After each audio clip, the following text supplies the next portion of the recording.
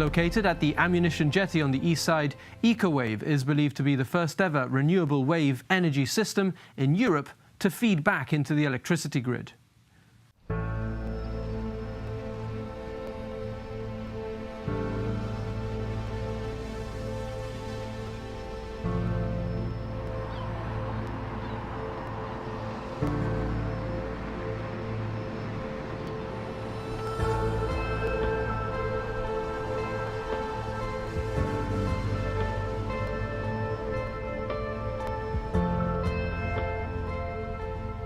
Hello, my name is Ina Braverman and I'm the co-founder of Ecowave Power. My background is actually not related to wave energy. I studied political science and English literature in Haifa University in Israel. But my biggest passion at the moment is definitely wave energy and definitely the exciting and innovative project that we're doing here in Gibraltar and in the future in additional locations in the world. Hello Gibraltar and hopefully the world.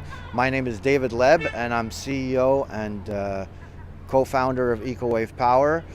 We're really excited about what's happened here so far with the company, but really we're really excited about what's happened here in Gibraltar as regards to our installation. For those of you who don't know what Ecowave Power is, we make electricity from ocean waves, and we're excited about what the future will bring here in Gibraltar and in the rest of the world. So basically our system is very simple and easy. We connect to existing structures, piers, breakwaters, exactly like the ammunition jetty where we're standing now. The floaters, as you can see, as you pointed out, are going up and down with the movements of the waves or the swell in the Gibraltar case, and they're pushing the hydro cylinders. The hydro cylinders are basically like a pump. It is sending biodegradable oil into the accumulators that are located inside the container that we will see a bit later. This pressure is creating the electricity that is later generated to the grid. So as you can see, the system is very simple, it's very easy. We have an on-site maintenance strategy, which means that you don't need divers, you don't need ships in order to maintain the floaters. Basically, the people just go down, make their painting works or reinforce the bolts or whatever is needed at the time of maintenance and come back up.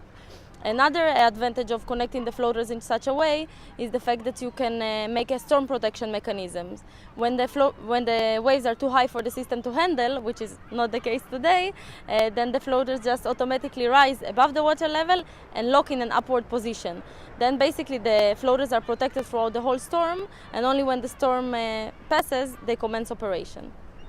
Fantastic.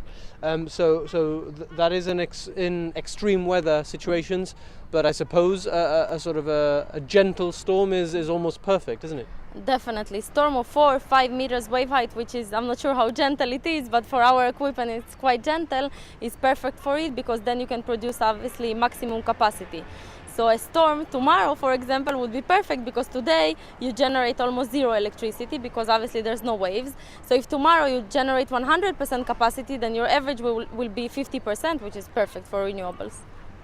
Well, we were basically looking around for some locations, possible locations of installing one of our first grid-connected power stations. We had already installed non-grid connected units in Ukraine and in Tel Aviv, Israel.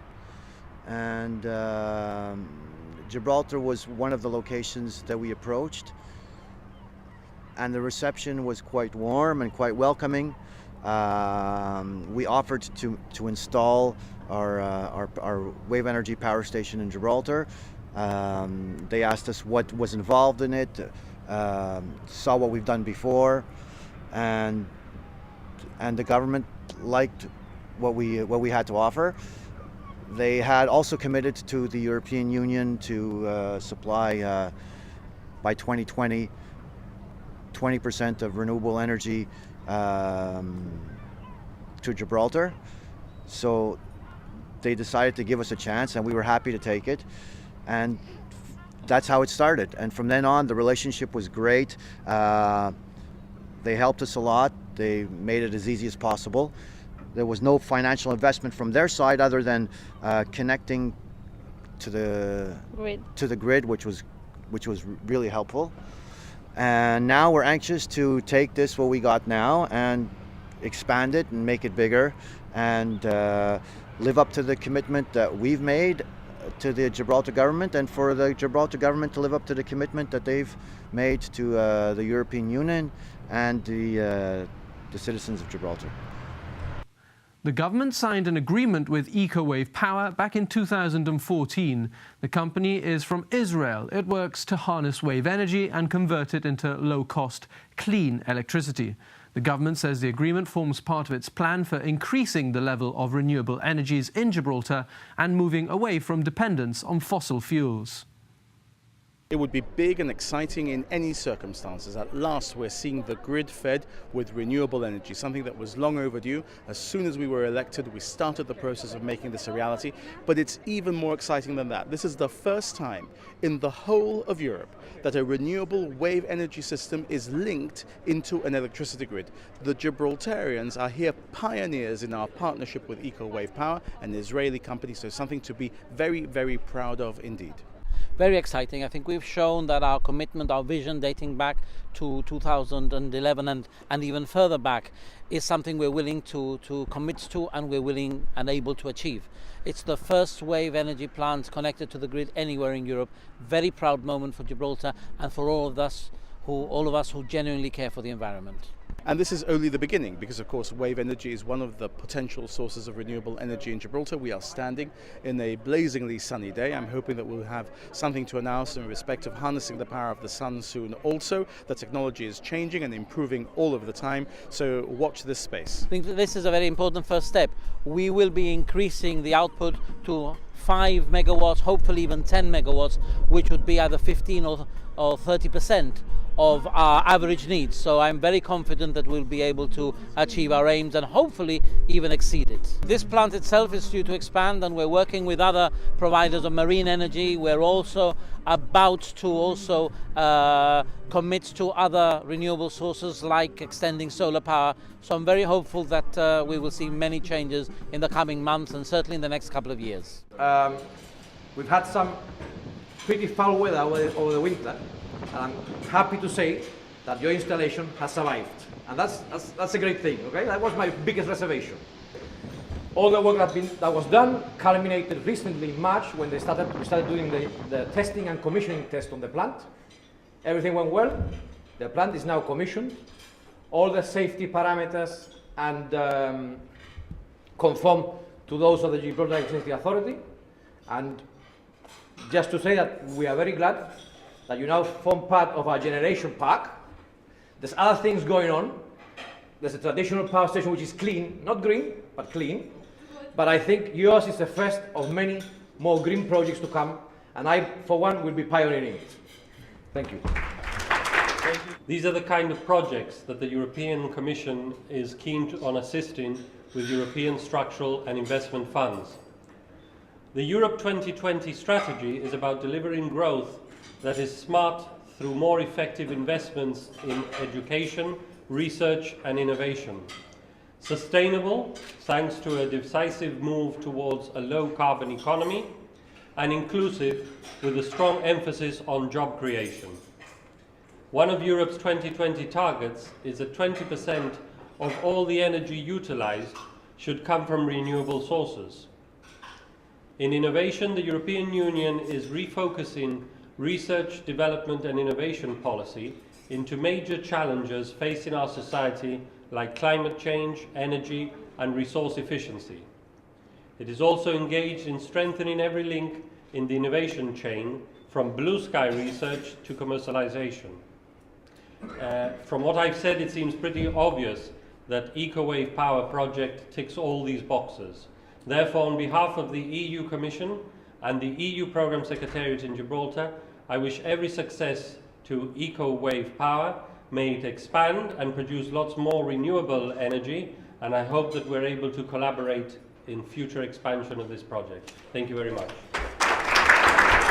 The government is trying to encourage increasingly the use of renewable energy. We are looking at other sources as well, and trying to encourage people to come forward and bring these projects to us. In the last 4.5 years, we've been through a lot. People were coming with these magic black boxes. They told us, you give us some funding and we will give you the power. They never came up with anything. Nothing ever worked. This is clearly working. We have to look for innovative solutions, and Gibraltar is very pleased to have attracted this kind of interest. Gibraltar is here awaiting more and more investment for different types of technologies from around the world, and this today, as I say, seals the fact that we are serious in what we want to do. We're very excited. It's a new project, it's innovative technology. And I think one of the biggest benefits that we're drawing at a personal and professional level in the department is the fact that it's putting Gibraltar on the map within marine renewables, which is a rapidly emerging field of research and of energy deployment.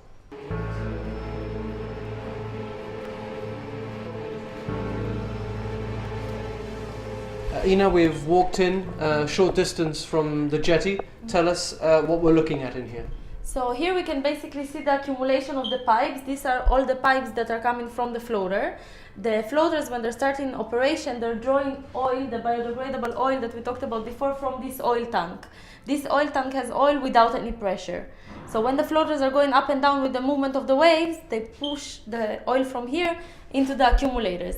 The accumulators are filled with partially oil, partially nitrogen.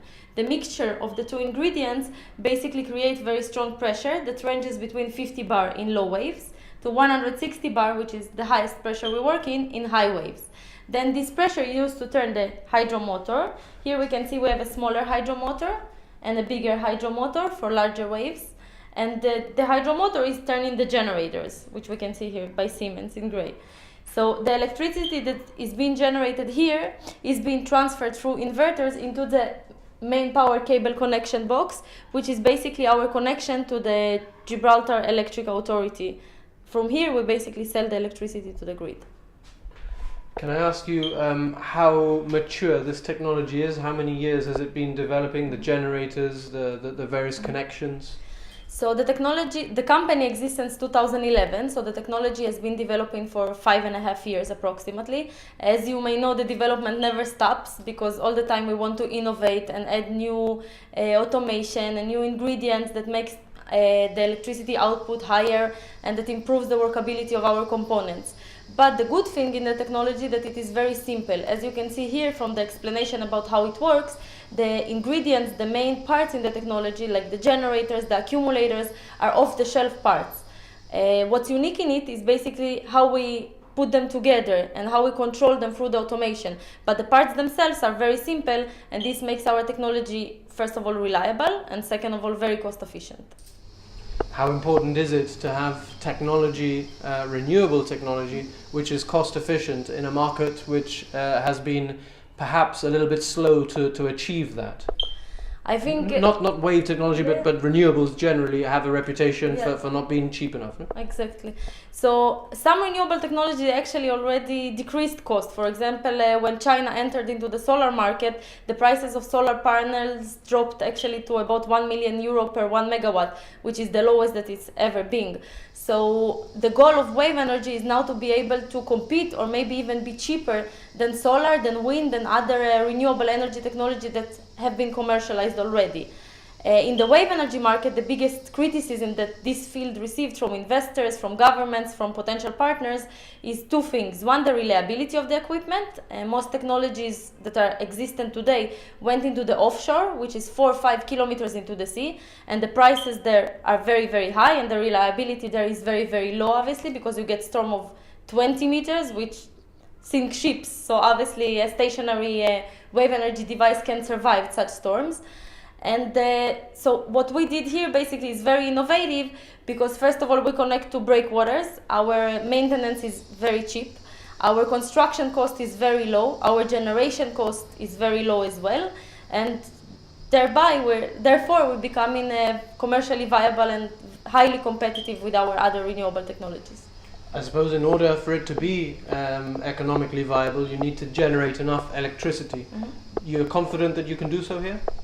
At the moment, according to the studies that are being published about wind technology and about solar technology, the maximum that a solar panel can generate is about 18% in efficiency. 18%. And the maximum that wind can generate, in average, taken upon a yearly data, is about 40%. 40. 40, exactly. So this is your competitors. You have solar, which is very popular and which have proven to bring return of investment to its investors, only provides 18% of the time clean electricity. So that's our major competitor. If we can provide 20, 25, 50, 60, then definitely we're becoming very commercially viable. And what is your target? In every location we have a different target. Our target depends on two main things. The first thing is the availability of waves, because obviously the more waves we have in the location, the more electricity we produce. And the second thing is the feed-in tariff that we're getting from the government. So in some locations we have availability of only 10%, which is very low, but the feed-in tariff that is provided by the government is so high that it becomes cost efficient to our investors to put money into our projects. In other locations like Chile, Scotland, where the availability is very high, it's 80 to 90% of the time, you can accept a feed-in tariff that is lower and produce a lot of the time and then still be very attractive to investors. So Gibraltar is paying high feed-in tariffs and therefore you don't need to have waves for that often? Gibraltar actually doesn't pay such a high feed-in tariff because Gibraltar at the moment pays for diesel. It's a subsidized price for the people that live here, for the citizens, but I know that it pays around 27, 28 pence per kilowatt hour. We're getting a much lower price, we're getting a non-subsidized price, and I think the goal of the government by doing so is in order to show to the population that renewable energy can be cost efficient and doesn't require necessarily a subsidy in order to be attractive. Ina, you mentioned earlier that there's obviously a process of understanding what the waves are doing at any one moment, and sort of responding by setting up the machines in this generation system accordingly. How much of that is automatic? How much of that do you need to control actively? So all our system, as you can see here in the automation screen, is completely automatic. We can control the system from far. We don't need any person to be sitting in the power station actually controlling it. It does everything independently. So through the system, for example, you can see these arrows. They're responsible for bringing the floaters up and down during storms. So it can be done manually by just pressing a button, or it can be done automatically through the system when the system sensors recognize that the waves are too high for the system to handle. Other than that, you can see these numbers is the pressure that is currently being accumulated through the waves. So although the waves, as we've seen before, are very, very low, still we're able to reach to 50, 51 bars of pressure in the floaters that are better located, so which is a good thing. Other than that, we can control here the inverters, the generator, every single part of the system, and the most important thing is to transmit reliable electricity into the electric grid, because there's high importance to how clean the electricity that you transmit is delivered to the grid. How important a role does technology play in all of this? To ask sort of an obvious question, but how much advantage is there in having market-leading technology in each part of this system? Listen, being an Israeli company, technology is a very important thing to us, because many countries say that Israel is a startup nation and that Israel, although is very poor on resources, through the use of technology was able to develop. And for example, in Israel, they never found even one diamond, but the diamond bourse in Israel is one of the famous in the world in cleaning and working on the diamonds themselves. So this shows that technology in Israel is a very, very important thing for us, and in this power station, obviously also very important, because as I mentioned earlier, we mainly use off-the-shelf parts, but the way they're integrated and the way they're being controlled through a smart automation system is what makes it happen and what makes it cheap and reliable. So how many people roughly have worked on putting this system together, and what sort of expertise did they bring to it? So obviously our engineering team, which I thank a lot for their efforts. They're sitting in the office every night with me till 10 p.m. and working very hard and don't see their wives and their children. So that's very nice of them. And the subcontractors that basically, electrical subcontractors, hydraulic subcontractors, mechanical, civil engineering. There's a big group of people that put efforts to make all this happen.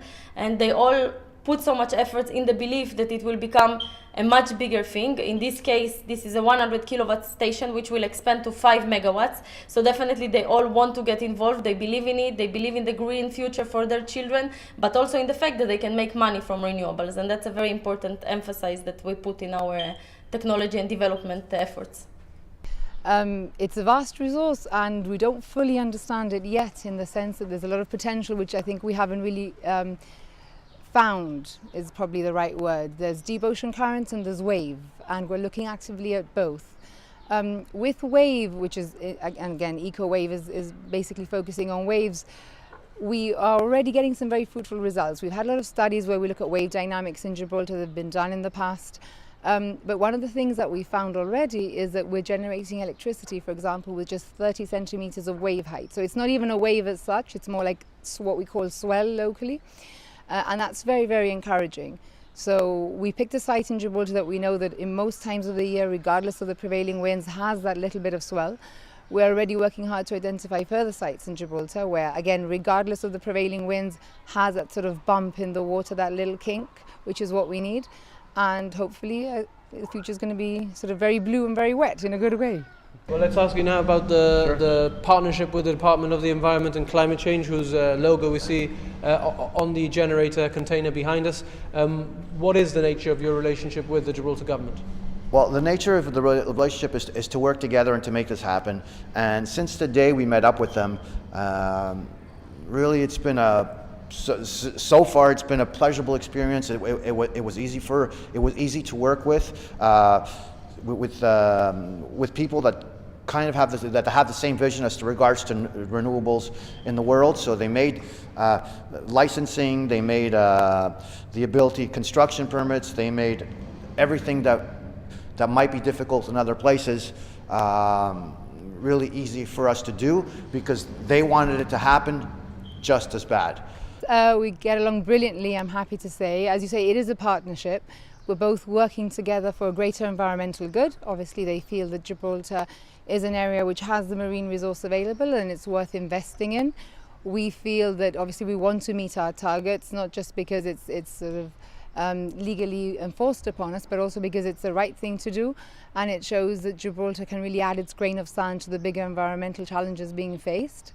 So we've enjoyed a very good working relationship. We share information, we discuss issues of concern, and basically, in addition to us with GEA as well, with Gibraltar Electricity Authority, it's been a sort of a win-win partnership all along, I have to say. My background is marketing. But in about 2005, 2006, I bought a surf camp in Panama, and spending a lot of time in the surf camp and watching the endless waves coming in and coming out made me think that we can do something other than just surf from waves, and that's where the idea came.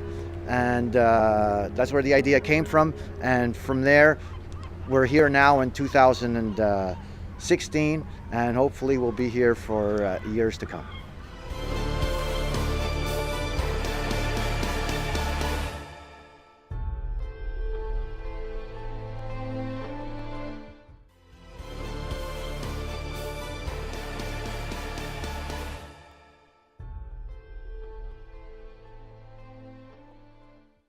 Welcome back to Viewpoint. Tonight we're focusing on a project which takes the energy of the waves around the rock and converts that into electricity for our TV sets, lights and kitchens.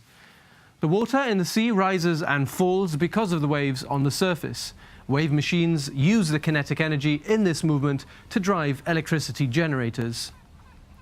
Initially, Ecowave will be providing 0.1 megawatts of energy, but the hope is that this will rise to 50 times that, 5 megawatts. 5 megawatts would cover 15% of Gibraltar's overall consumption of electricity. David, can I ask you, diesel, fossil fuels, generally, gas now increasingly, are relatively developed technologies, or fuels I should say, which lend themselves to sort of power generation for cities. We've been doing this for many decades. What's the incentive to move away from fossil fueled power stations? Well, it's something we got to do. I mean, we can't, I guess we cannot mortgage out our children's future and the generations to come by continue on using fossil fuels. We need to wean ourselves away from fossil fuels. There's not going to be a silver bullet which is going to save the world and replace fossil fuels tomorrow. It's got to be done slowly and steadily and smartly, and we got to make sure that that it's profitable, or it compares to what fossil fuels prices and jobs that it creates right now. So what needs to be done in the renewable, for renewable energies to grow, and to grow in percentages, so that in 20 years 30% of energy is created by renewables, and in 40 years 50 or 60%, and hopefully we get at some point to 90 or 100% of weaning ourselves away from fossil fuels. Is what we need to do is we need to make smarter ways to make electricities, make diverse ways of making renewable energies, whether it be wave, whether it be offshore wave, nearshore wave, whether it be solar, wind, biofuels,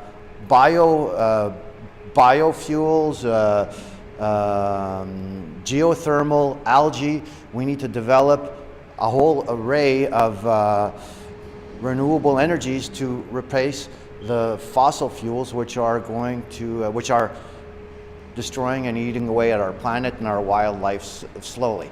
But like I said, we can't replace it in one day. It's or in a year or 2 years. It's going to take time, and our wave energy generation system will be part of the mix, just like other types of renewable energies will be.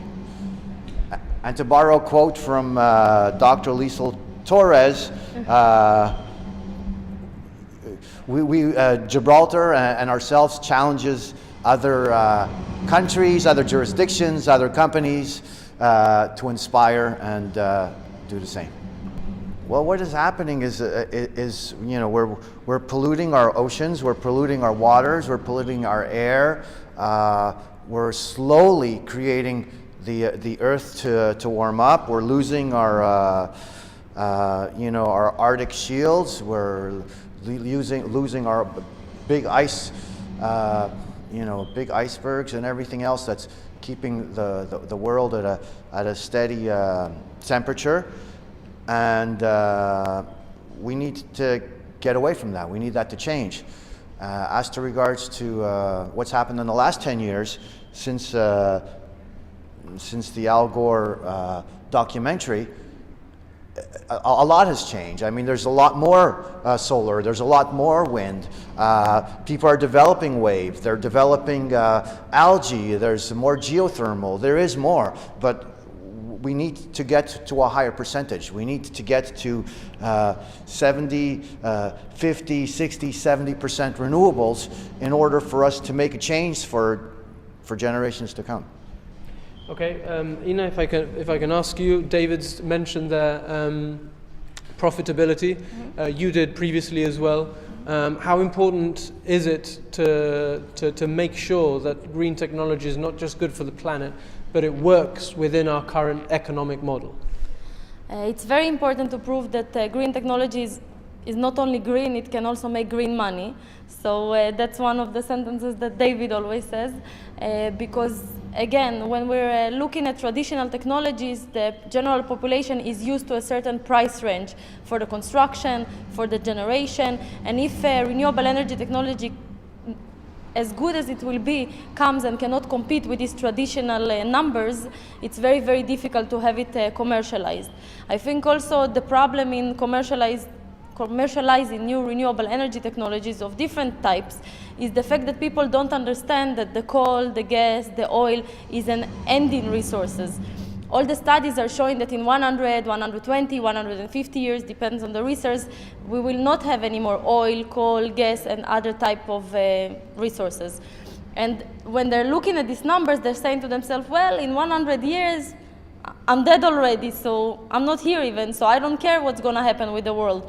So they feel like they have a big range of time in order to find something, to make up something, and they're not putting enough efforts. A lot of countries, a lot of the population is not stressed enough.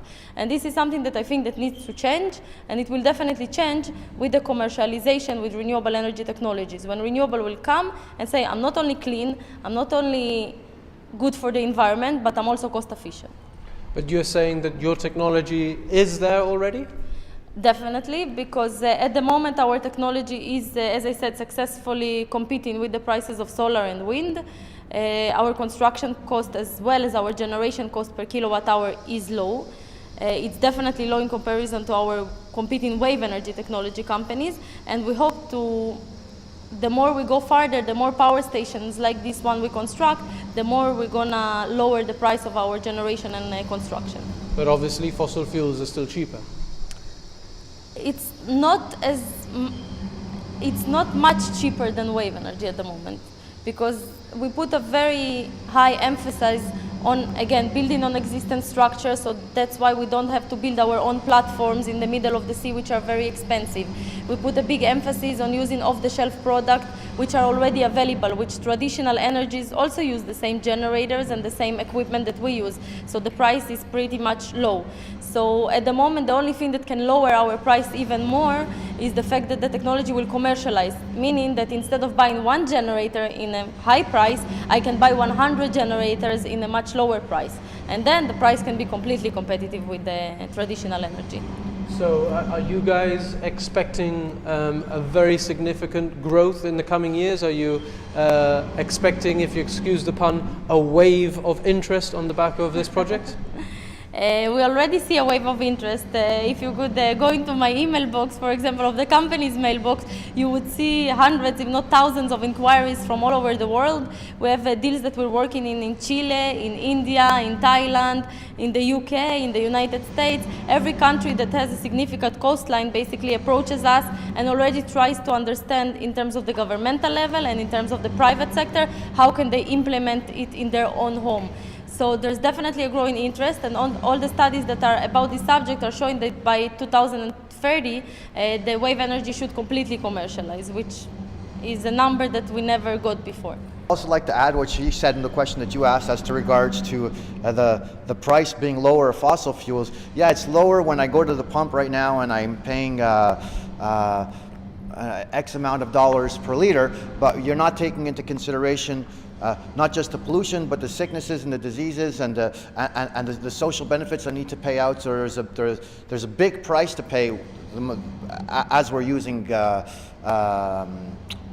fossil fuels. Whereas with renewables, if the price is the same or a little bit more, it's even more cost efficient because there's no social benefits to pay for people that get sick, no pollution, no environmental disasters, and no cleanups to do. So the price in the medium term for renewable energies has come down drastically.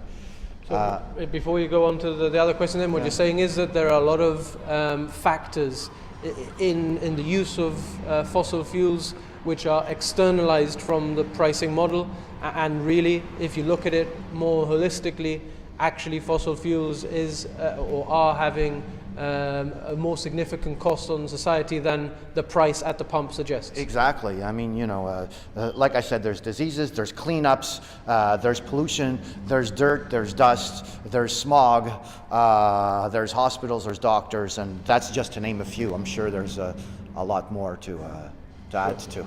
How confident are you of being able to obtain 20% of Gibraltar's electricity needs by 2020 with renewables?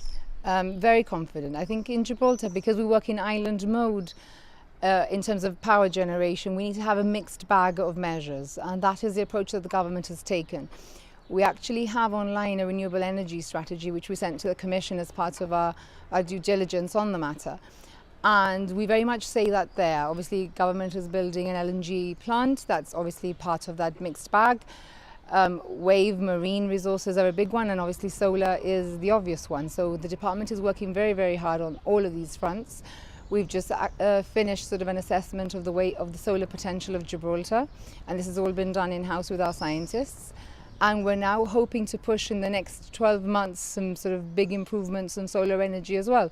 So because we have to, as I say, have a mixed bag, we need to have different sources. Gibraltar is too small, and unlike big nations who have almost an infinite grid with countless sources, we need to have various options so that at any one point in time we can meet what we call the base load and the basic demand of Gibraltar. And I think having this sort of mixed bag approach will ensure that we can do that. and it'll ensure sort of greater sustainability in terms of the deliverability of renewable energy. You mentioned the solar study. What does it tell us about how much energy Gibraltar could be taking from the sun? Solar will undoubtedly take us the greatest part of our way towards our 20% target. As anybody who lives in Gib knows that even in winter we've got very good weather. Additionally, the way solar technology is emerging, you don't really need sunlight, you just need daylight, because one of the common questions that we get asked is, oh, Levant to cloud, how sort of useful is that going to be? It obviously will affect the output, but solar, as I say, it's going to take us more than half of our way there. We've had to think outside the box, we've had to be innovative. As you know, Gibraltar doesn't have an excess of land, so we can't have massive solar farms like you do in Spain or in Morocco. But we're being innovative, we're looking at government roof space, government buildings, and looking at feeding into the local grid, either in low voltage into the surrounding area, or eventually, once all the infrastructure works have been done, to our little mini grid, which is what we're going to end up with, feeding directly high voltage into the grid. So some very exciting times ahead, I think.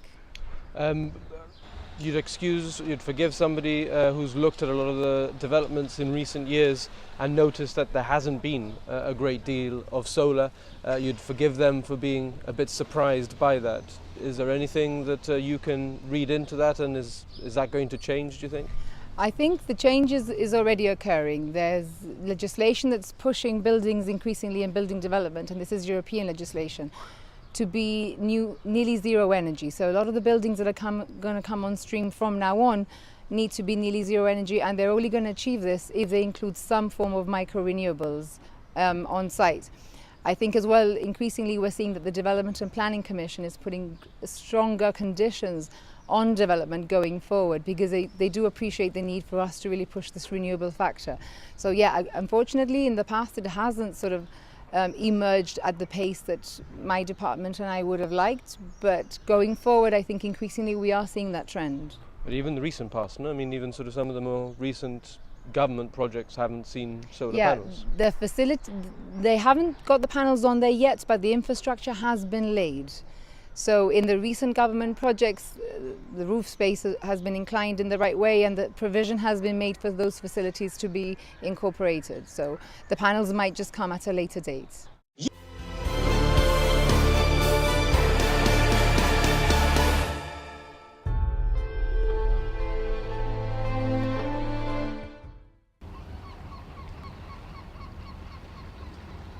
Ina, we've heard David mention there both the fact that you're looking to expand from the current setup 50 times bigger to 5 megawatts, and also the fact that you're looking at other locations to achieve this in Gibraltar. Can you tell us a little bit more about that? Definitely. So since we came to Gibraltar, since we signed the PPA here in June 2014. That's a power purchase agreement? Power purchase agreement, definitely. Our goal was to create a significant amount of electricity, create something that would make an impact. So the first phase that we constructed is the 100 kilowatt in order to show the government that we can safely connect to the local electrical grid, because never in the past renewable energy sent it electricity to the grid. So obviously both parties had to check the influence on the grid. But the big goal that we have is definitely doing the 5 megawatt, which is 15% of Gibraltar's current consumption. We're considering several sites, among of which are on the west side is the old MOD jetty that is currently not being used for anything, or a new marina that is supposed to be constructed on the east side. So we definitely hope that one of these sites will be suitable for our future expansion. I think it's also important to use these kinds of sites, because until Ecowave Power came to Gibraltar, the ammunition jetty was pretty much a neglected site. Nobody knew it exists, nobody ever visited it. We had about 100 guests in our opening ceremony. A lot of them were from Gibraltar, and they said, "Whoa, I never knew that it's even here. I never saw this jetty before." And I think that taking such sites that are not being used for anything and redirecting them to be used as something beneficial for the environment is very important, and is something that would also assist in the promotion of renewables, that people see that it's not only green technology, green energy, it's also attractive and visually pleasant. Notwithstanding a growth of times 50 is very ambitious, isn't it? People would say it's ambitious because obviously, again, it's 50 times the scale that we have now. But from our point of view, it's not so ambitious because we build the system in such a way that it is modular. So, for example, if I want to build a 50 megawatt station now, which is huge, which is a project that we're working in Zhejiang province in China at the moment, where the electricity needs are obviously higher, then we just install 50 units of 1 megawatt. So there's no risk in scalability. You just take one unit and you may copy-paste the number of times that you need it, and then you produce the electricity safely to the grid. Is there space in Gibraltar? I mean, what are we talking about? Basically, whatever the footprint of this size is, 50 times over? There's definitely place because, as you can see, the biggest equipment, the bigger installation is the floaters. And the floaters are not located on a space that is dedicated for people to live on. It's not on prime real estate. It's located in breakwaters that are not used for anything other than breaking the waves. It's actually even good for the breakwaters because the destructive power of the waves are being captured by the floaters, which are then transmitting it to clean electricity instead of just ruining the breakwater. So definitely there is space for it in Gibraltar. Even the equipment here, you can see it fits into a standard shipping container, which is about 6 meters long. It's not a big space. Obviously for a bigger power station, we will need a bit more space, but still it's something that is easily achievable, I think, and with the correct architectural planning, you can make it not just units one next to the other, but going upwards like a building, and then it would not take too much space. You've spoken there, about a project in China. Ecowave is a company that is operating worldwide. At the moment, we have 3 subsidiaries. We have Ecowave Power China that is working on a 50 megawatt project. We have Ecowave Power Mexico, which its CEO, Mr. Ernesto, actually visited Gibraltar and made a speech during the opening ceremony about the 4.1 megawatt project that is developing at the moment at Port Manzanillo, which is on the Pacific side of Mexico. And we have Ecowave Power Gibraltar, which is responsible for this project and for the future expansion. At the moment, we're also working on few additional joint venture companies because I think this type of structure, doing a joint venture with a local partner that knows the laws, the regulation, has the correct governmental connections, is much easier than pursuing a project on our own. Let me ask you then about wind. Are there any plans for wind turbines to be set up in Gib?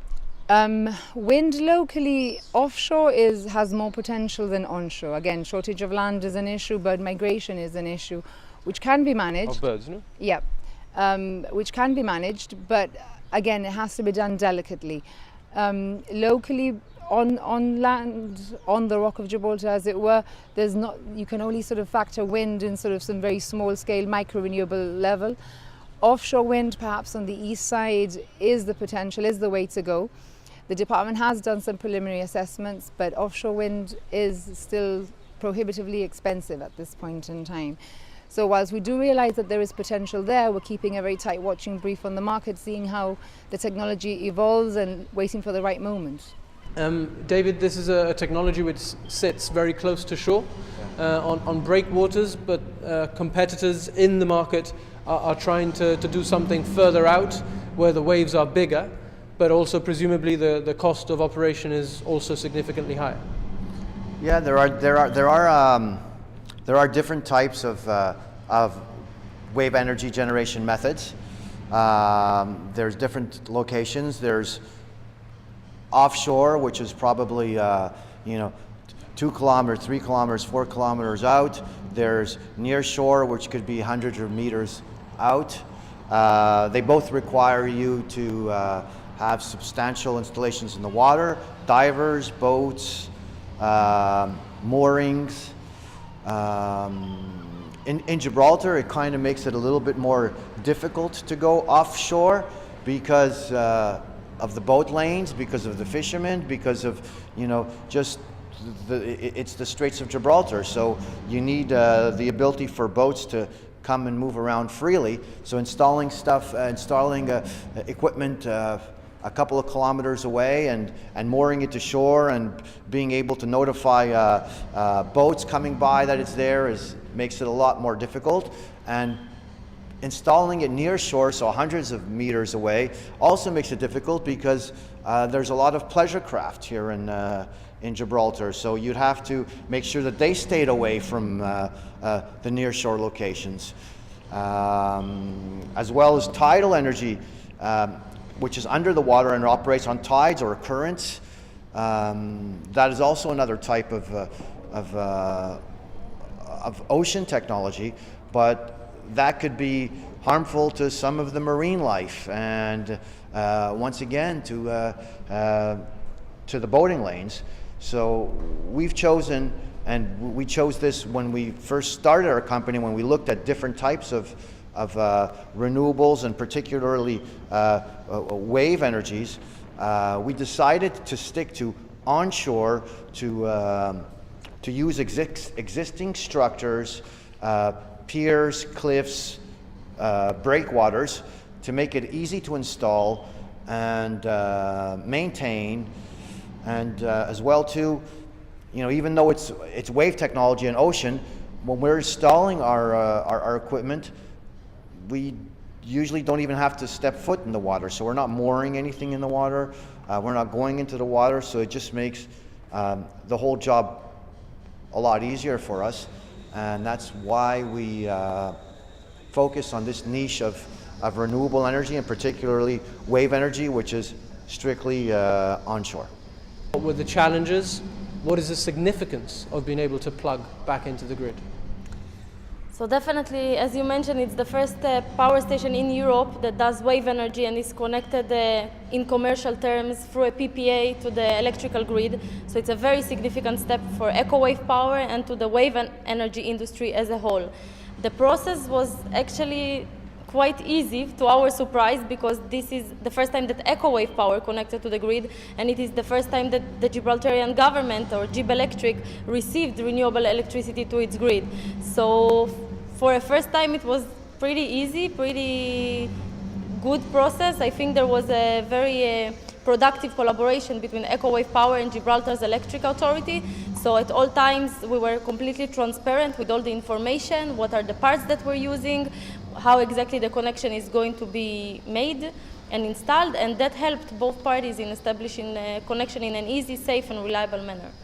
Plugging back into the grid means basically that Gibraltar consumers, sometimes they'll switch on a light bulb at home, and that energy will have come from the waves here in the Mediterranean Sea. Yes, and that's very exciting for me to think about a child sitting at home and watching a cartoon, and his TV is being powered by the power of the waves.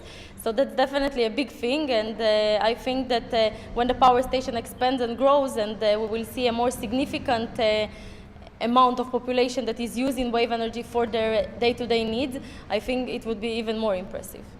What is 100 kilowatts of energy? How much does that power? 100 kilowatts is, in average, it's about 100 households. And when the consumption rates are very, very high, it decreases to obviously about 60 households. But that's already a good step to start with. So then 50 times that is? 5,000 households, which is 15% of Gibraltar's current energy consumption. How important is it to invest time, effort, money in renewables, in making them happen, in making them cheaper, with reference to the general state of the planet and what's been happening in recent years in climate change? Well, it's vitally important, and I think one of the things that Gibraltar presenced in Paris when we were there in December is that the whole world is moving in this direction. It's been more than well documented. Fossil fuels are not good for the planet, they're polluting, they cause health issues, and they very much have an end of life, which will be coming. Increasingly, technology, manufacturers, civil society is having this greater expectation on renewable energy. It is sustainable, it is the way forward.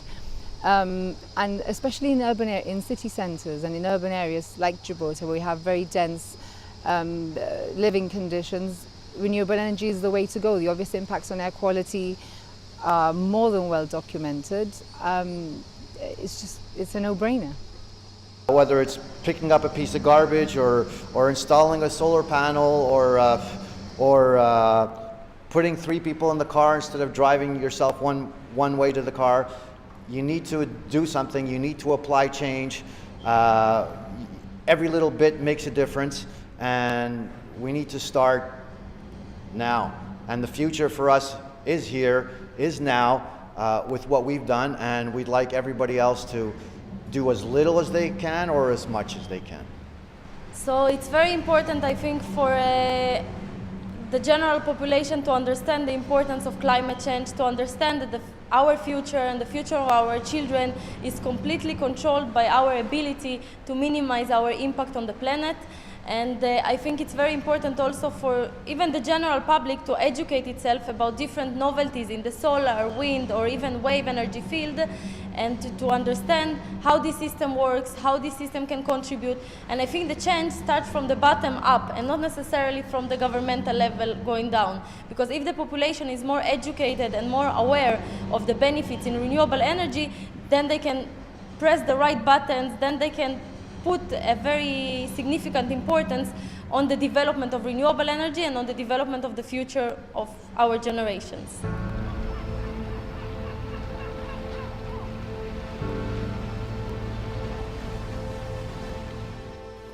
Water, wind, geothermal and solar energy are renewable resources. They're not depleted when used.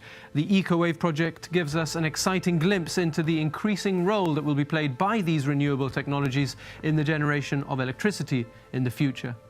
That's where we leave Viewpoint for now. We'll be back at the same time next week. From the whole team at Broadcasting House, thanks a lot for watching and good night.